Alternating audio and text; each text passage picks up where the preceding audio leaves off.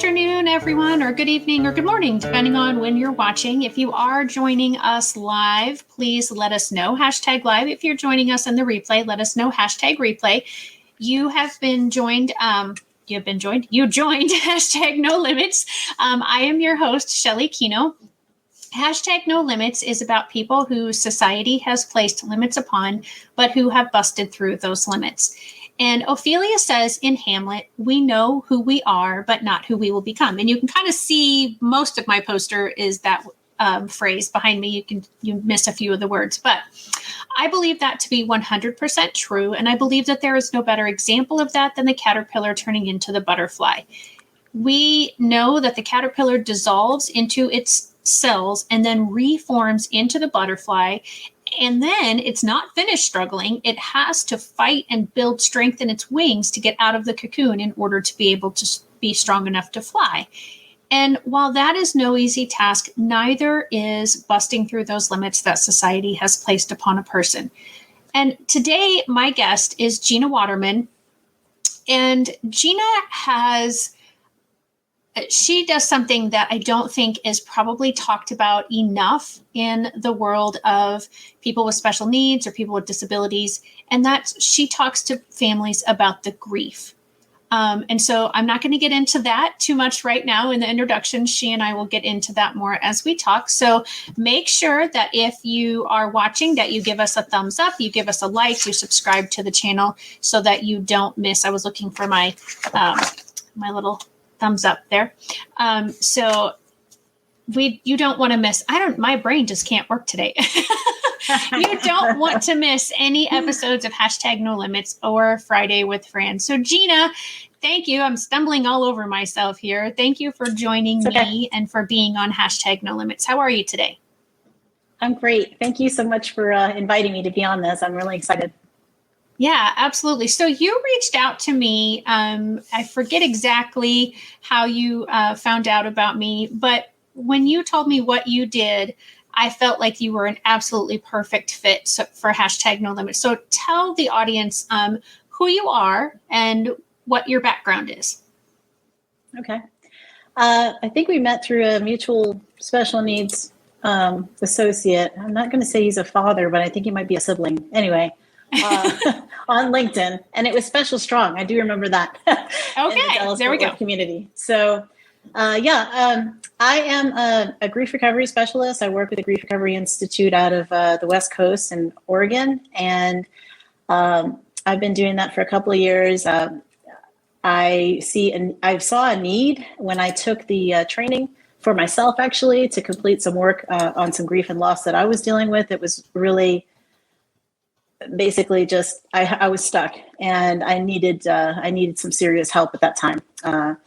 So when I took the training, I thought, you know what, this is like the perfect thing that we all need as parents, because there's another level of grief that no one speaks about and talks about. It's there.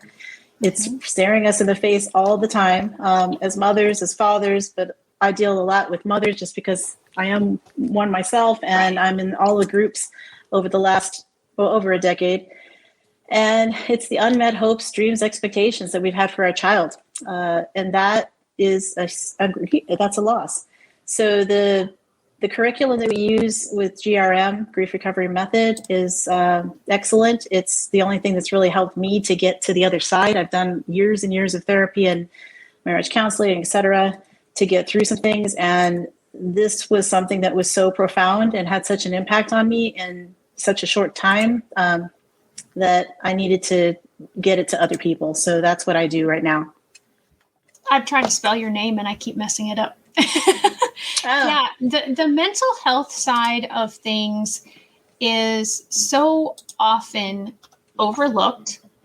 And sadly, it seems as though many people will say, oh, counseling is fine for someone else. You know, they'll be fine as long as it's not them going to the counseling. For some reason, I feel like we still have this stigma associated with seeing a counselor or a therapist or a psychologist or whatever title that you give to that person.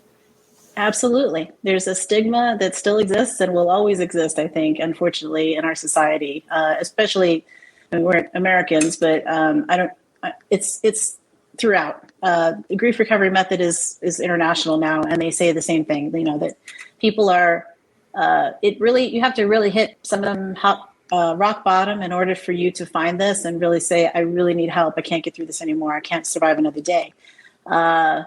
So it's definitely a stigma. I wish it wasn't. I'd like to say that in 5-10 years from now, I hope to still be doing this and grow and have other people under me delivering the actual training, that it wouldn't be so shameful or bad to seek help, because we all need help.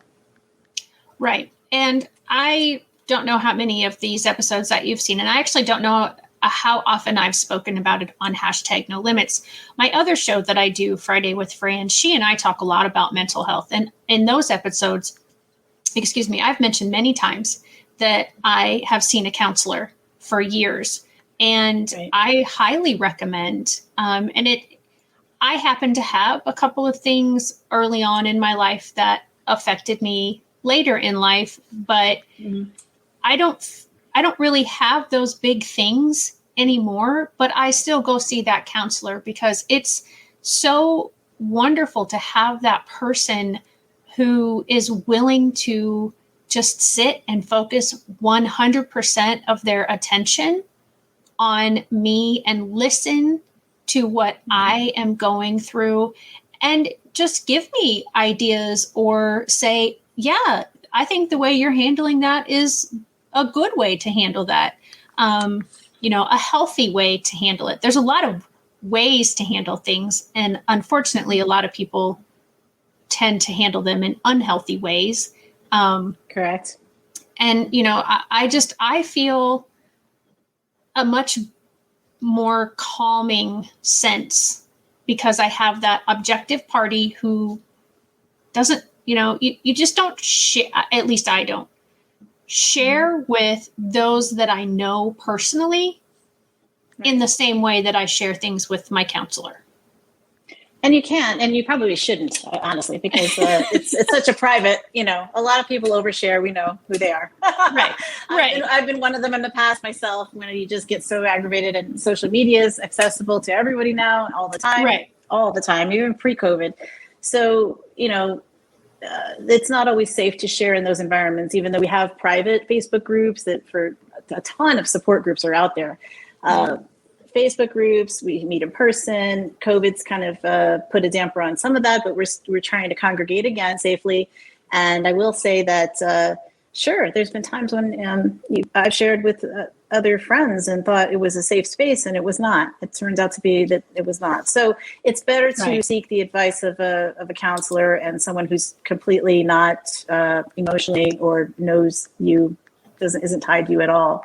I just want to add real quick, you mentioned seeing a counselor, which I think everybody should seek some assistance, but grief recovery method itself is more of an action-oriented program, and we go through a specific, real targeted curriculum. You have to do the work in order to see the benefits. It's not traditional therapy. So I just want to make that clear. Okay. And that's why it's so profound and powerful and has such an impact. If you're ready to do the work, it will change you. So I just want to mention that. And we do it one-on-one as well as small groups.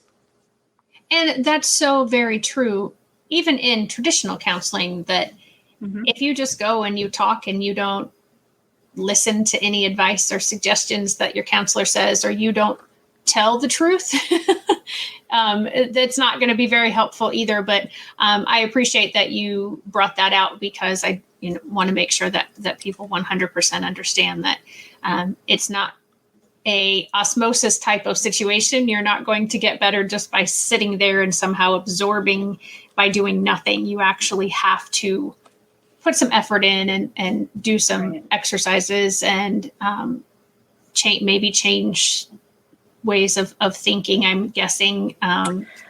Yeah, we show people a different, you've mentioned unhealthy ways to cope. We've all been there and done that. We call them STRBs, short-term energy relieving behaviors. And those are things like watching too much TV, drinking, drugs, sex, all the different things that we do to fill our time up, shopping. to avoid dealing with the grief.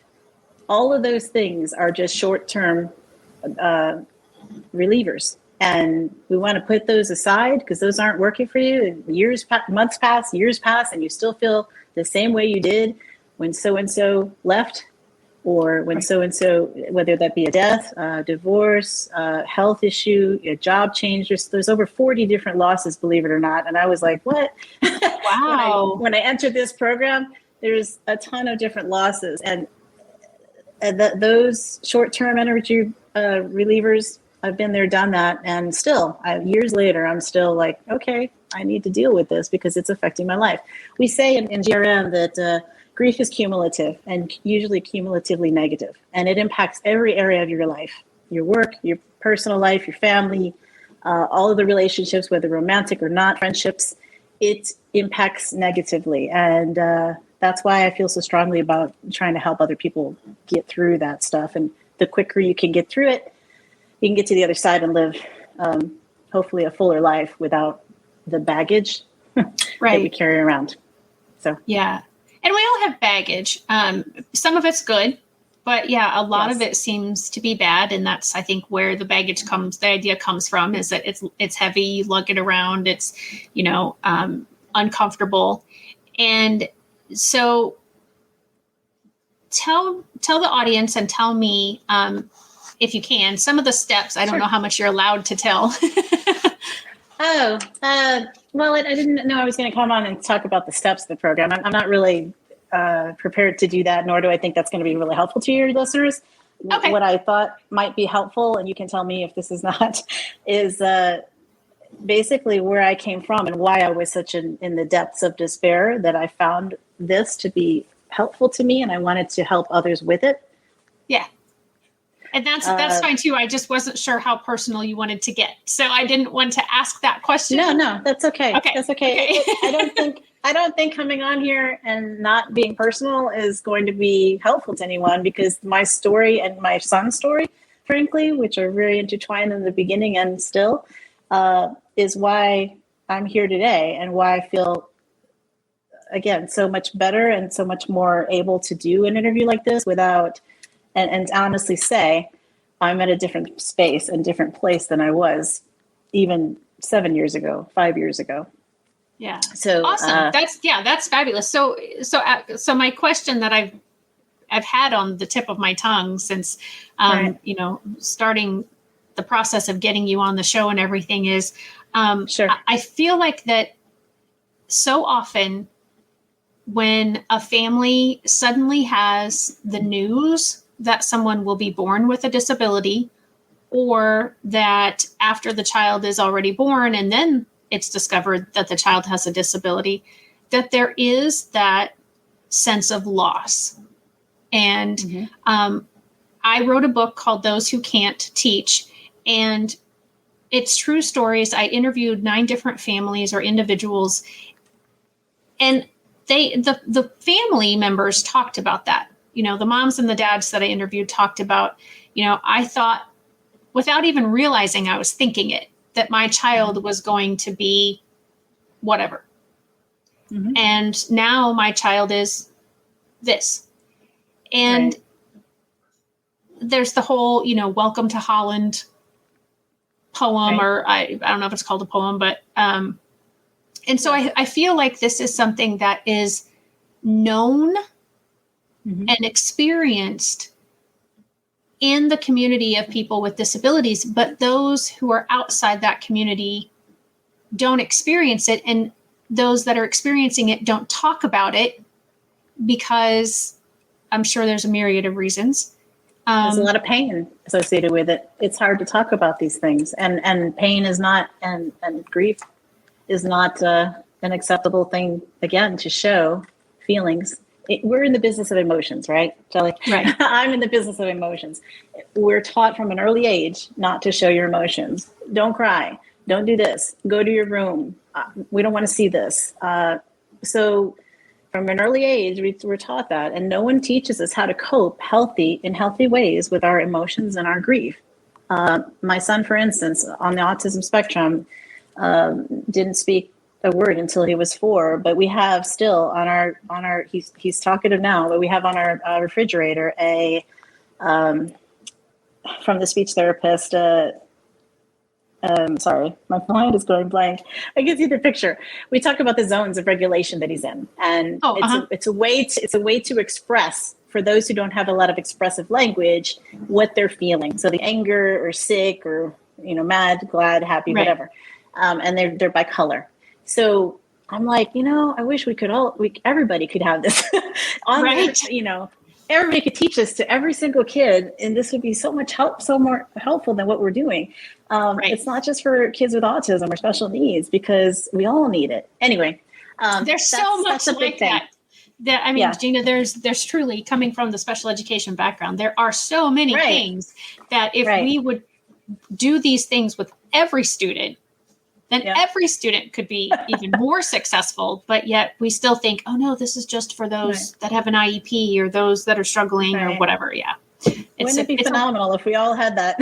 Right. Yes, I agree. Yes, I agree. Especially after coming out of COVID, because we all need some more counseling too, because we've all experienced this traumatic event and we're still experiencing it. So our kids are, you've seen the news. Even in my own high school, I was like shocked about what was happening last week. And I'm like, okay, I have to remember that these kids are still, nobody has addressed their mental health, and some of them are not, doing so well. So anyway, I went off course, but back to your original question about, or just comment about finding out at birth. I want to be clear that my son had different challenges and a different way of entering this world that didn't necessarily tell us that he was going to have autism. It wasn't until he was, 1 year of age that we knew this isn't just delays. So can I just try to describe? Absolutely. Okay. Yeah. My question was, that you experienced it whenever you heard and that things didn't go the way, like I said, that you either planned or that you unintentionally were planning. Right. So Kenneth is my only son. I was a first-time mother. I was in a very traumatic near-death car accident 18 years ago. He's 17, and that changed my life. It was in November, actually. So wow. Just come to think of it, it's November. And that was 18 years ago.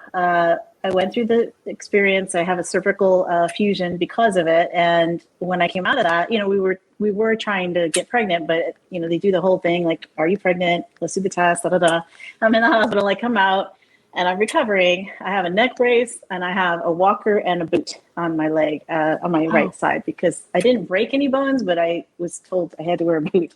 Anyway, that's the kind of condition I was in, and it was traumatic. I won't get into the details. I'll just say that again, I had to stop working. We had just bought a house in Dallas. We had just moved here not long before that, and my mother had passed away as well. And so I'd left my friends, my family, my job. I knew I was going to leave my job because my husband at the time had just taken a new job in Dallas. We were looking forward to something new and getting closer to his family that lives in Oklahoma. So it was a very positive time, yet this happened, and I'm serious, not just 4 to 6 months after buying the new house. So we hadn't even put anything in the house, and then I was like disabled. So a month after being home and being on heavy pain meds, I discovered that I'm pregnant. And we do the test, and yes, it's confirmed. You are pregnant. So out of tragedy comes this beautiful thing, yet I was scared to death because I'm on heavy pain meds, Class C category drugs, and trying to heal from this traumatic event. So we went through that whole thing and got off the meds and with the advice of the doctors and just trying to do what the best we could do. And my belly, I'm growing as I'm still recovering from the accident and doing physical therapy. So I'm going to physical therapy, 7 a.m. every day, whatever. And everything seems to be progressing as it should. However, about 7 months in, my water breaks and we have to rush to the hospital. So my son was born early. He was a 31 weeker. And he was 4 pounds, 1 ounce, and he was just going to burst into this world. He was ready. There was no stopping him. I'm a first-time mom. I'm scared to death. My husband is scared to death. Everybody's like, what happened? We just saw you like last week. The whole family had a barbecue here in Dallas, and it was a wonderful time. And I was like, didn't have my baby shower yet, blah, blah, blah. So that was what was happening. That's how he entered into the world. The other side of it that was traumatic for me, it was just layer upon layer, like I said, cumulative grief. And now I can explain it a little easier without just getting choked up. But he was in the NICU for 5 weeks. So I had to go back and forth to the hospital every day to feed him and pump and do all this. And I couldn't drive. I had PTSD. I could not get in a car and drive. I couldn't even be a passenger and not have anxiety. So somehow, some way, they got my neighbor, everybody chipped in. They gave me rides to Presby, and he was born in Presby, Dallas. Fantastic NICU there. They took good care of us for 5 weeks, and then he came home. Life was good. Everything's, we think normal. He's just delayed a couple of months, but he was not catching up. And it was a 1 year where we knew he didn't have any words. He wasn't looking at us. He was just kind of not spaced out, but pretty much that. And I thought, this is just not right. Something's wrong. And we were seen, by the way, as all people with preemies are, by a developmental pediatrician, a very good one here in Dallas. And so we saw her every few months, and it was just exhausting. When I think about it, I'm like, how the heck did we get through that? And you think about from there until now, he's 17, and the ARDS and all the things that come in between, that is exhausting every year. Mm-hmm. I don't know how we did it, other than just being on overdrive and just in one ear out the other. And okay, what do we do today? Literally, we had no family in town to support us. Like, it was really tough. No church at that time. Like, the things that I have now that I embrace and I appreciate, and I would not leave this town for my life, even if you offered me a job somewhere for $1 million. To recreate that circle of support again would be, no, I couldn't do it. And my kids' friends are here now. So back to this early years, it was tough. We found out at 15 months, because they were, doing all the measurements and checking him all the time, that, his head seems a little bit big, Miss Waterman, Mr. and Mrs. Waterman. It may not be anything, but let's just check on this. And the doctor's like, let me go seek the other guy's opinion. It was right before Thanksgiving. It was this time of the year, and we were planning a trip. We were going to see my father-in-law in upstate New York. And I remember being excited, taking the baby, just having some downtime. And they told us we need to have an MRI. Just to be sure, just to be safe, or a CT scan, I think they started with. And I'm like, why? What's going on? Well, it's charting 98 percentile. We just want to make sure nothing's going on. My son was happy, relatively healthy, I thought. He just wasn't speaking and hitting the milestones and not walking. He didn't walk till 2, speak till 4. But I thought, okay, he's just going to catch up. Well, come to find out, we need to go in right away. We did. And he had he never demonstrated any pain. This is what kills me still to this day, because he was a happy baby. Everybody was always like, he's so happy. His left hemisphere was completely filled with fluid. He had to have they call it a craniectomy. There was a mass in his left side, and his brainstem was even shifted a little bit. And that was at 15 months. So they told us, this is very serious. We need to see the North Texas neurosurgeons of North Texas. There's only a few of them, and they're here, and they're phenomenal. And we wound up with Dr. Sacco, who was brilliant. And they're like, you have to schedule the surgery immediately. And I said, okay, how do we go see your family and your dad and not say anything? And we're like, okay, we have to buckle down and we're just going to do this. So that was rough. And, it was November. He had the surgery. It was a one night, overnight. Our family came, a lot of friends came to support us and help us, and stay the night at the hospital so that I could go home and rest. And he made it out of that just fine. Wow. I'm so And sorry. That is a lot. I mean, yeah, I am feeling exhausted just hearing what you're saying and yeah, thinking about all of I don't have a background in counseling, but because I've gone for so many years, right, I kind of get some of the psychology. Plus, I obviously took some psychology classes because of being a special education teacher. And right, I just, the mental health side of all of those things, like you said, that cumulative, right, it was this thing, right. and then it was this thing, and then it was this thing, and then it was this thing. And about the time you're feeling like, oh, okay, all those things were, I'm You're going to deal above with water, them. right? Right, exactly. Then you That's get hit exactly with what I am.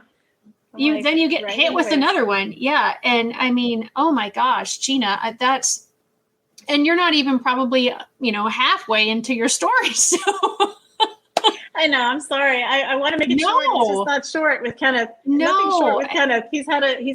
And that's why I say when people ask me, so was it the autism? Was it this? Was it that? I'm like, you can call it whatever you want. He had traumatic brain injury and he had in utero trauma when I was recovering from my stuff.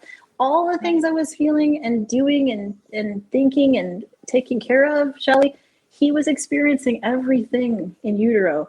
So I feel really strongly about. I thank you for letting me tell some of this story because I haven't shared it with a ton of people. I have in the past in a blog and early on to help others and also just to get it out and try to heal myself. However, it's it's it's poignant and it's wonderful and it's beautiful because we have made it to the other side ish. It's still, he still has the label of autism. It's still a struggle. We just did our art. We're not done with it. We have to meet one more time to finish up the loose ends. He's 17. He's a thriving senior in high school in a great high school in Richardson. So he's going to walk the stage, in May with his peers. He's on the boost with Best Buddies. He's involved in karate. He just got his green belt, and I don't know if you can probably not see it, but I got a picture of him from the tournament with his green belt. It's huge. The things that he's done, we never thought possible. We didn't know what was going to happen, and it just Right. that's why it's like kind of cool to be telling this and even part of the story because he's doing so well, and I'm so proud of him. And it's not so scary anymore. It still hurts, but I've done a lot of work on myself. I still continue to do some maintenance on myself because things crop up. They always do. Right. Anyway, that was No, and Gina, that. I want you to tell as much of your story in the way that you want to tell it. So, Okay. I wanted to, I don't want to give you, I don't want to say condolences. But yeah, I mean, I did, I mean, I did feel, Yeah, that part kind of died. Yeah. Yeah. And Yeah. one of the reasons that I do this show is because I want people's perspectives to be changed, but I also want my guests to share their story, maybe for the first time ever, or in a way that maybe they've not been able to share it before. And Right. so you Right. tell as many details as you want to tell, and you Okay. take a rest when you need to take a rest, and you keep going when you need to keep going. So Okay. I kind of the other reason I sort of interrupted you with that empathetic I'm sorry is because I kind of seemed like you needed a slight bit of a break there. So Right. I didn't want to stop the Thank you. momentum, but at the same time, No, that's okay. Yeah. I need to have that as well. I need to remember that, and thank you for that. So where did we leave off? I guess, like I said, he came out of that experience well. It wasn't great, but he as any child of 15 months that has no language and no idea what's going on. Right. It was just crazy. He came home. He was very sick from the anesthesia and all that. Had vomiting and all, like we took care of all those things. And they said, he's going to be okay. The fluid's there's something called a shunt that they put in for a lot of kids who have had the same surgery. Luckily, he didn't have to have that done because that also could introduce infection and so on, and having to care for it every day. So we were lucky with that, knock on wood. But we were followed for 6 months after, and then yearly after that. And we saw Dr. Sacco for the last time in November of 2011. I had literally just pulled the folder because somebody else was asking me about that and the neurological stuff that he'd experienced. And we thought he was cleared.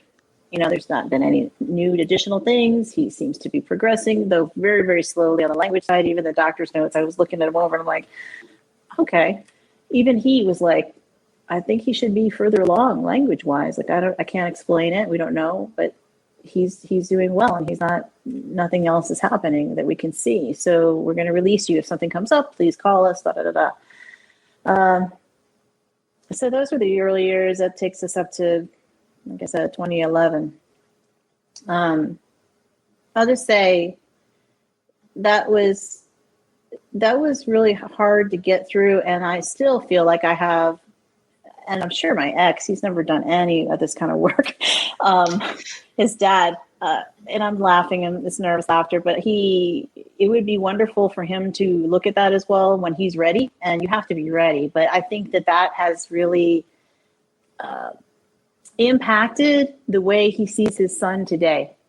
I know that for me, it has. And I know for other parents that have a story, everybody has their own story, and I'm not going to discount their story or try to compare my story to theirs, because every individual's an individual, both in our kids and each parent experiences things very differently, but we carry these things with us. And I know for me, I carried that story for so long, like, oh, my poor son, my delicate, fragile son, when in fact he was okay. And we got past that point and he was learning and thriving and moving forward, although really, really slow. And I still am like, gosh, I wish it was a little bit faster. But we all wish that, we're all like, oh, sure, if you could just get to this level, if we could just get him to this grade level of reading or whatever it is, comprehension, expressive language, et cetera, et cetera. But physically, he had to wear, the AFOs, and he had, like, people that see him now or saw him in karate that he just started like 4 years ago, they don't know what he was like when he was little. I'm like, he couldn't even hold himself up. Like, the kid had like a lot of challenges. And they're like, really? He's worn glasses since he was, like 9 months old. So for strabismus and other things. So we went through the years, and I'll just say the other cumulative grief and trauma that happened after he hit about age 7, it was like 5 to 7 were some dicey years as well, when I thought, okay, I'm not just floating above water, but I'm actually like feeling more like myself. I can get back to maybe some work and some other things instead of having autism completely just engulf me. And that's the experience of a lot of parents and a lot of moms. It just, one parent goes off and does their job and provides for insurance and money for the out-of-pocket expenses, which there are many and huge. And it's always an issue. Like, what are we going to do next? What's the next thing we're going to try? It goes beyond speech therapy, OT, physical therapy, ABA, nutritional support. When he was, I'll back up, when he was 4 years old and not talking, and we had started PPCD because, as you know, as an educator, you start early development intervention, early services. Thank you. Yeah, ECI was at our house when he was a baby, but the 3-year-old, like, you're going to go to school now, and I'm like, he can't talk. He's not even potty trained. How's he going to survive at school? Well, they have a program here called PPCD. I don't know what it's called there, but it's just basically preschool for kids with disabilities. And we were in an autism unit in a very highly regarded elementary school, Lakewood in Dallas. But they're not a special ed anything. I still remember the first R that we were in ever with the administrator who said she had a special ed degree from years back, and she knew about this and that and the other. And I was like, and it was at that point where I was like, okay, now I know what it feels like when they say you have to advocate for your kid. And he was only 3. And I was already like, wait a minute. What do you mean he's got to do, like, that's not right for him. That's not right for Kenneth. And you may have a special ed degree, and I fully, understand and respect that. But I have a PhD in my son. Like, I see him every day, every hour. Yes. I know everything about him, what he's doing, what he's eating, how he's pooping, like all those things that you keep track of as a mother, right? I know Yes. because again, he's not able to express himself and so on. And I'm supposed to send him to school to you guys, and he's 3. And anyway, so you could see that was another level of loss. Not what we expected at age 3 to be tossing him over there for the day or even half a day to go to school. We did everything we were supposed to do, Shelley. We did more. And I was the one doing a lot of that legwork because I was like, I can't, we can certainly afford to have some help, but I can't let anyone else do this. No one else is going to take care of him like I can take care of him. He's my son. Right. So we agreed. And that, again, another level of grief, another level of stress on the marriage, which a lot of other parents have shared with me, the experience as well. And it continues to go on. I don't know what more I want to stop there, I guess, because he was 7 when things started to really break down in our marriage. And it wasn't autism that broke our marriage. We already had a lot of breaks prior to that. So it was at that stage where we were like, and we tried, like everyone does, multiple times to keep it together for the sake of kids. And I come from a Hispanic background, raised, Catholic, and you just don't do that. You don't consider it. And I felt like I was failing my parents, my family, in even considering doing this. But it was the only way that we were going to survive as a family. And that was the first time I knew it. It took us many years later to actually get it done. It's only been 3 or 4 years since we've been officially divorced, but it was a process. Again, another loss that I didn't really work on until 4 years ago, when I went to the training. So I just wanted to mention that as well. That had an impact on my son. He might have special needs, but it still impacted him. And we've done everything under the sun to make sure that he's not just well cared for, but also that he can express and get out what he needs to get out in a healthy way, help him to transition to what that looks like post-divorce. Because my ex has since remarried. I have not. We live in separate houses and so on and so forth. We started to train him with the idea that this was going to happen, and the back and forth and mommy's house, daddy's house, and we did that. And I think we did a really good job, as best as we could. I really do, because my son, I don't know, he's even with the autism, he's quite adept at how do I say, just perception of what's going not just perception. They feel it completely, even if they're nonverbal. But the idea that he's just adaptable. He's more adaptable than most kids. That doesn't mean he didn't cry or have fits or do his thing. Sure. When there's time to change households, because he was struggling too with all this. But I think we did a good job of just focusing on him, especially when he was younger and even before the divorce, like just making sure he understood he's loved, he's cared for, he's going to be safe, and school is there, his friends are there, church was there. At that time, church was extremely important source of support. It still is. We don't go as often right now because of COVID, but it's a huge source of support for us. And so having him be involved in those things and have consistency in schedule and routine beyond just school. I mean, like, Sunday school. And I was making sure he showed up to those things, because he needs people other than just us. We were a mess. I can say that. We were a mess. And so as much as we you can't hide it from your kids. You can't hide it from other people. You can put on that mask, and we all do it, right? We all try to put that mask on and be like, oh, I'm okay. I'm feeling all right today. No, this is traumatic for our family. We need help. We need support. And so they were loving, caring individuals, and they still today check in on us. And, I've had some other surgeries and personal health issues recently that they're still there for me, praying, supporting, coming by, delivering a meal, whatever.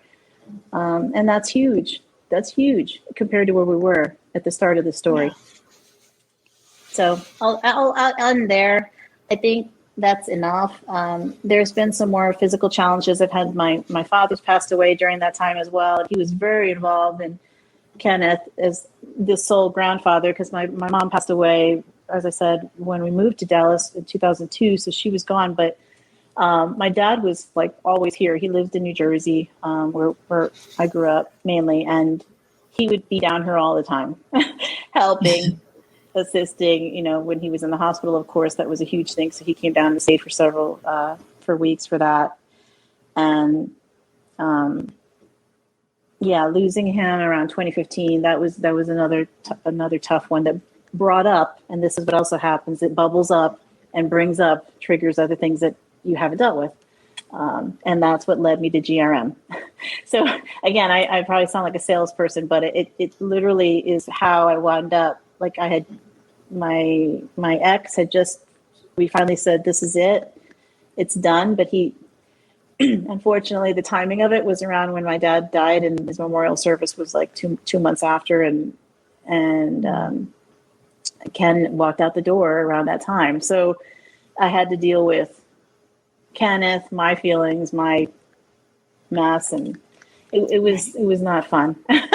And I was the executor to his estate. I had that extra bonus, thrown in there. My. So yeah, for like another year and a half, I was just on automatic mode again, just trying to get through that stuff so I could just seal it up and put that away. Flying back and forth to Jersey, dealing with a house and all these other things. So it was crazy. But my son is a trooper, because I also want to say, like, some people would try to bubble their kid, and I see them do this, and I'm like, don't do that, please don't do that. You can't make them, you can't explain it unless they experience it. But allowing your child to grieve and see the grief events is huge. And even before I discovered GRM, I felt this and understood it from my own parents and my own family, that you cannot, you need to allow the child, if they've lost somebody or someone has died, to experience even just a little bit of that, especially the funeral, if they're cremated, going to do with the ashes, etc. The rituals that we experience, and the dinners, and the seeing people and all that. I made sure that Kenneth went with me. I made sure he was there. He may not have understood everything, but he surely knew what was happening. He knew his grandfather. So I was like, you can't.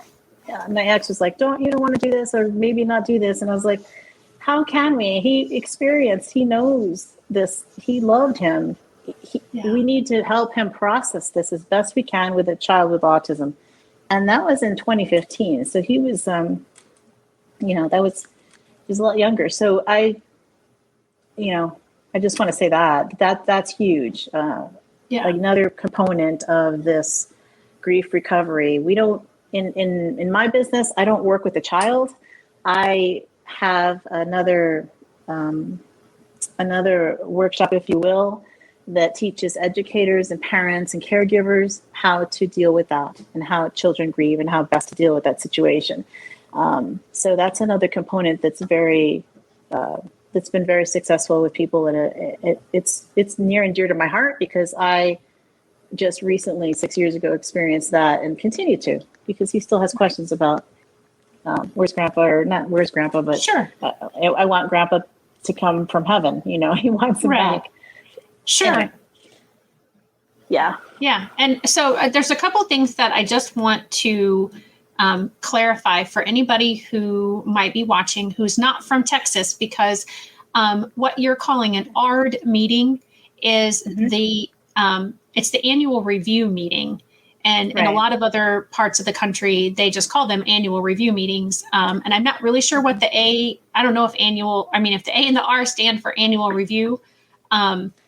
But it's basically just you're meeting with your IEP team to go over the IEP and address anything, and prepare for the upcoming year. So I just wanted to clear that up for anybody. Sorry. No, you're totally fine. I think it's annual I forget what the acronym stands for, but it's Yeah, review and dismissal or something like that. yeah, which I think you're right. Because that D, I'm like, well, how can it be and dismissal? Because we're not going to dismiss every year. But yeah, it's just one of those acronyms. But as a master IEP coach, that's one of the things that I do is try to remember that, like you talked about your PPCD. That's not what we call it in Illinois. That's not, but again, it's just that early intervention Early services, and other places call it something different, and they have their own acronyms, and so that's one of my things that I always try to be cognizant of, is that every profession has their own acronyms, and every group of people eventually develops their own shorthand, but we have to make sure that everybody's on the same page especially when we're talking at these meetings, because it's usually none of us that will be affected by the outcome of the meeting. It's the student. So making sure that everybody at that table is understanding and is on the same page, so that whomever we're writing that IEP for can have the benefit that we hope to give them. Right. Exactly. Yeah. And there was just, besides the R, there was something else I can't think now. Oh, I was just going to interject there. It's funny you say that, because at the meeting last week, I was like, it was our second or third meeting, because of timing. It's not because we're difficult. I promise you, we're not a difficult family, and we make it hard on them, and it goes for hours and hours. But they had a limited time, and the administrator couldn't stay, and you know how legally they have to have someone there, so we had to stop and keep stopping. But I at the last meeting, I made sure to bring in pictures of Kenneth, and I set them on a table, and I said, and the recent one with the green belt karate, I said, I just want to thank you guys for this. I know it's gone on a little longer than we wanted to, but I appreciate everybody's effort. And I want to remind us, all of us, who we're working for. We're working for Kenneth. And here he is. Like, just having that vivid picture in front of you. I've always tried to do that in past arts, but now I kind of, in middle school and high school, forgot about that part of it. And I'm like, this is great. So it was a nice way to gently remind them, and they're appreciative of it, because they're like, oh, there he is, a baby, or there he is in middle school or whatever. Yeah. So it's, that's a wonderful idea to definitely do that, because it does help remind us all why we're at that particular meeting. All right. I always say who I'm working for. Yeah. Exactly. Anyway. So it sounds like, I don't want to rush you, but I kind of have to. That's fine. Because you're fine. Because we only have about 12 or so minutes before I typically wrap up. So I just want to make sure that, I know you've already talked about some of the things that he's already doing that people didn't anticipate that he would be able to do. The karate, the sitting up, that was the other thing you had mentioned, was the AFOs, which are braces. So for anybody who doesn't know what those are, those can be braces on the feet, on the trunk of the body. And it is, it's just to help give them that stabilization so that their body can grow and develop and do what it needs to do, so that they don't always, hopefully, have to have those AFOs. But I knew there was something else that you had said, and I couldn't think of it earlier. So, so just kind of fast forward to kind of now, or the last 3 years, and the grief recovery method and what you do. And then make sure that you tell people, especially for anybody that's in your area, but if you can help clients outside your area, how they can get in touch with you. Okay. Well, as I said, COVID kind of put a damper on our small groups and the one-on-ones that we were doing in person. However, we started, like everybody else, doing grief recovery through Zoom. And I offer that as well. You can go to griefrecoverymethod.com and do a search within your area. You just type in your zip code, and it'll find a GRM specialist in your area. That's the first way to get to it. If you want to get to me, you type in Texas, Garland, and or Dallas, you'll find me there. I have a microsite on their site. So that's the first thing. They can also call me, and I'll you have all my information. They can call me directly if they want to, or email me at movingpastgrief@gmail.com. So that's my business email they can reach me at. I help people mainly right now. I've been doing a lot more one-on-ones, but I do some small group, 1 hour, just the 5 myths about grief. I call it a workshop. It's not really a workshop. It's just talking about grief and what are the 5 myths about grief, and how do we how do we correct that and also see that there's another way to deal with it and cope with it and talk about our program and at a high level what that means. What does it mean to take action? So for a one-on-one, it might be 7 or 8 sessions. It actually is whatever many sessions you need, but that we say about 7 or 8. For a small group, it might be a little bit more. And I do, right now, again, I haven't been doing a whole lot of small groups, but I'm opening it up to maybe 4 or 5 people max.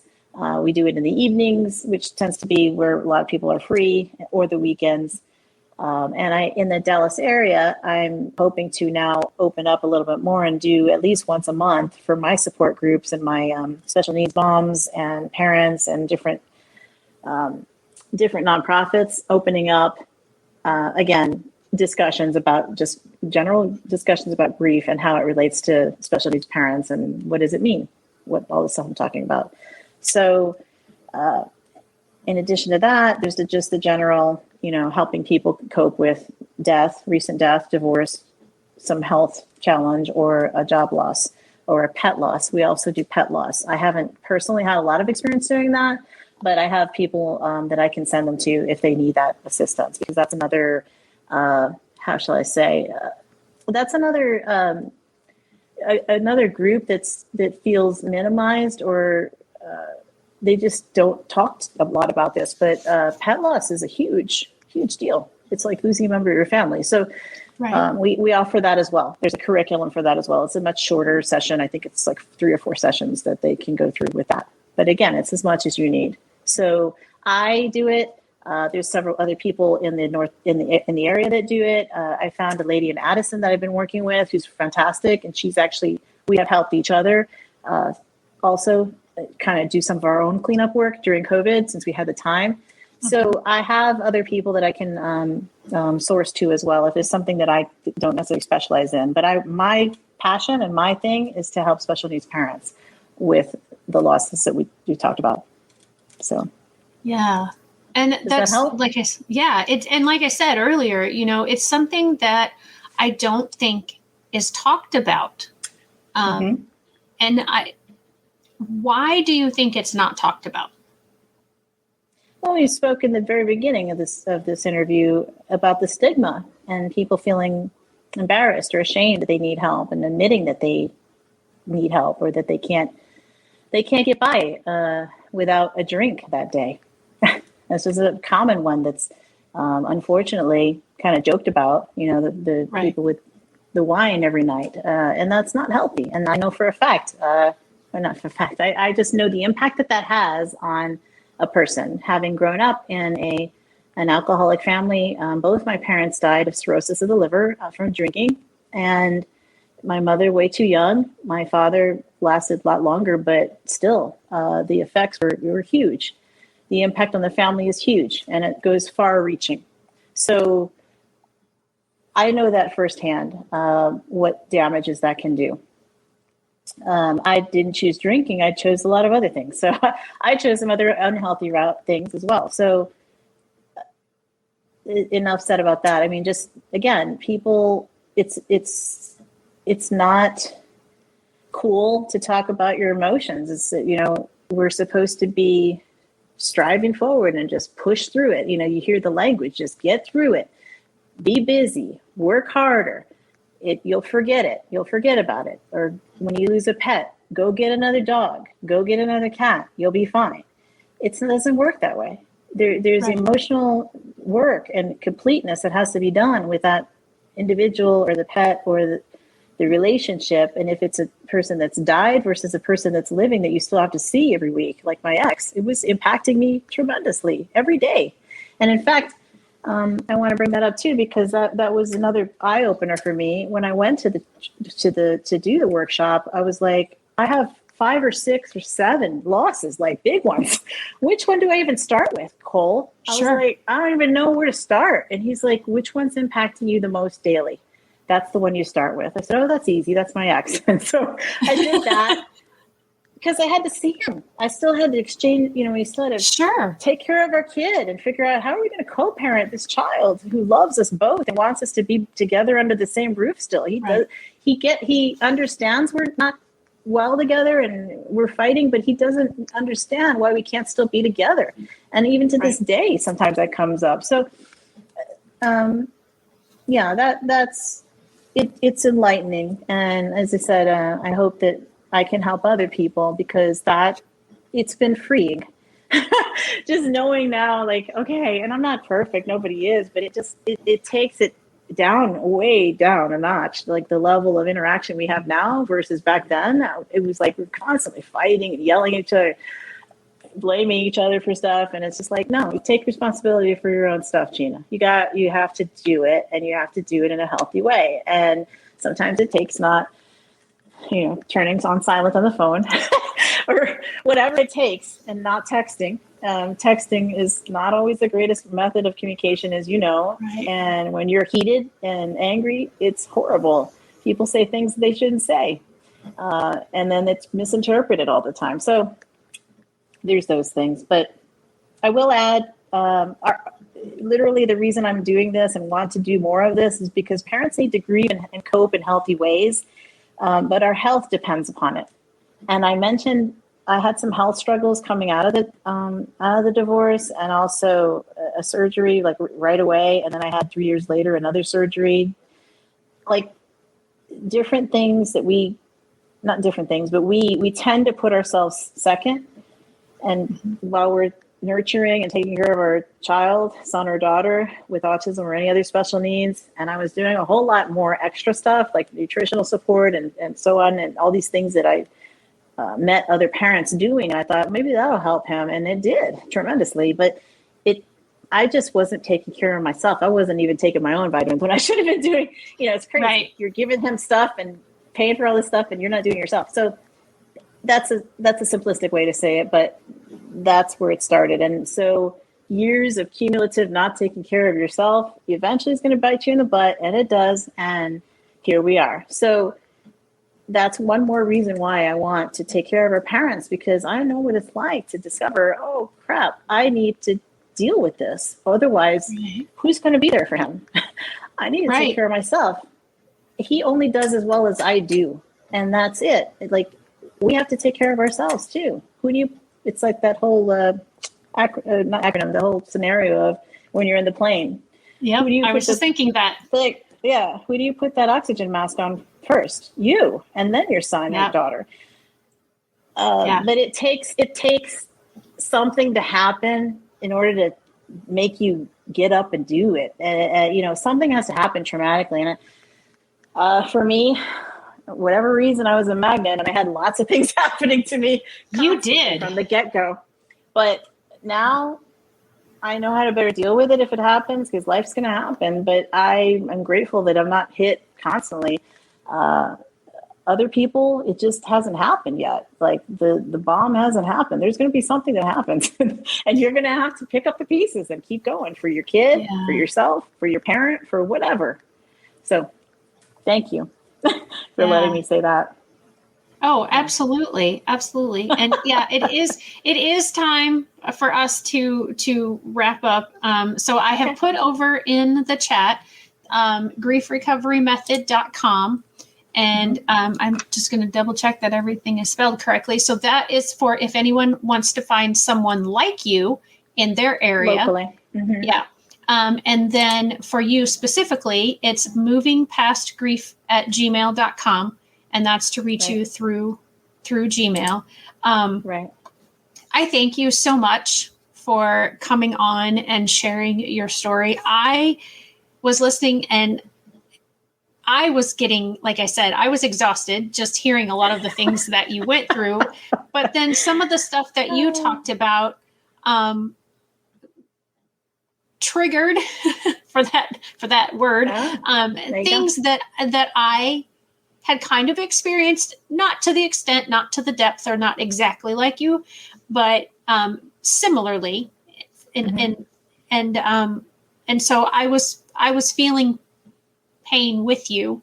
And I can only imagine, what you have gone through. And I'm so happy that you found this method. And I'm so pleased that you wanted to come on and share about it to help others, because I really think it is something that needs to be addressed much more regularly and so much more in our disabled community, because I don't think it's talked about enough, that it's okay to grieve that loss.